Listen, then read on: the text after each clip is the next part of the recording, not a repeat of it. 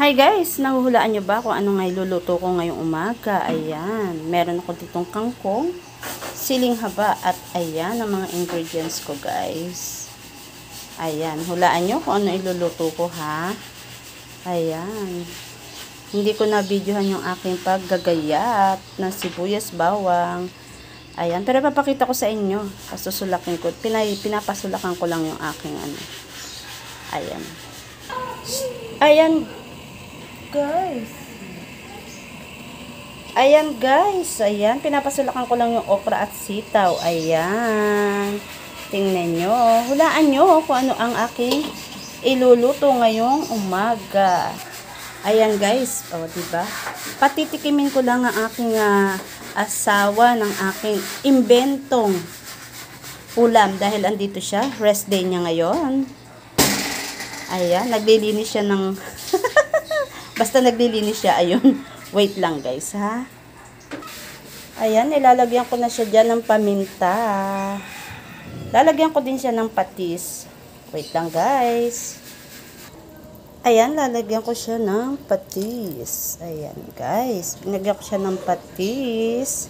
Then, hulog na natin yung siling haba. Ayan, sama na natin. Then, habang nasulak siya, ayan, nasulak, halo-haluin natin siya ng konti.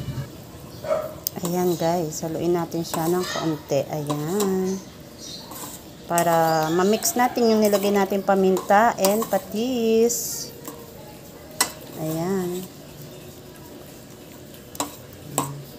So, kailangan natin siyang pakuluin muna ulit guys. So, ayan guys, kumukulo na po ang ating salang na yan. Ayan. Ayan, kunin ngayon natin ang kangkong. Ilalagay na natin yung kangkong, guys. Ayan. Ayan, lagay na natin yung kangkong. Ayusin natin ang halo.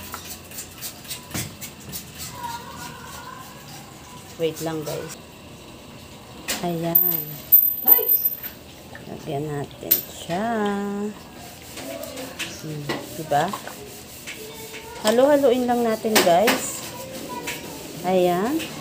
So pag nahalo na natin, ilalagay na natin yung pinaka main ingredients niya guys. Ayan. Natikman nyo na ba ito lahat guys? Sino nang nakatikim nito? Ayan. Wait lang guys. Ayan. Nilagay ko na guys yung pansigang sa gabi. Ayan. Iyan ang ihalo natin dyan. Ito siya guys. Ayan, ito ang pinaka main ingredients ko na ihahalo ko dito. So, naiisip nyo na ba kung ano luto ito ngayong araw na to? May papatikim ko sa aking Jowa Bells. Ayan. Diba? Kakaiba. Nakatikim na ba kayo nito, guys? Masarap din dito gamitin yung pure foods. Mas malasa daw, sabi nila.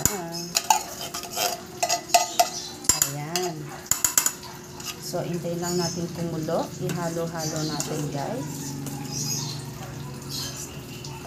Ayan, guys. We're done. Tapos na po ang ating sinigang na corned beef. Ayan. Sino kaya ang nakatry na nito, guys? At sino na kaya nakapagluto nito? Ayan. So, hanggang dito na lang ang aking video. Ayan. Tapos na po at luto ng aking sinigang na corned beef. Bye-bye. Thank you for watching. Bye.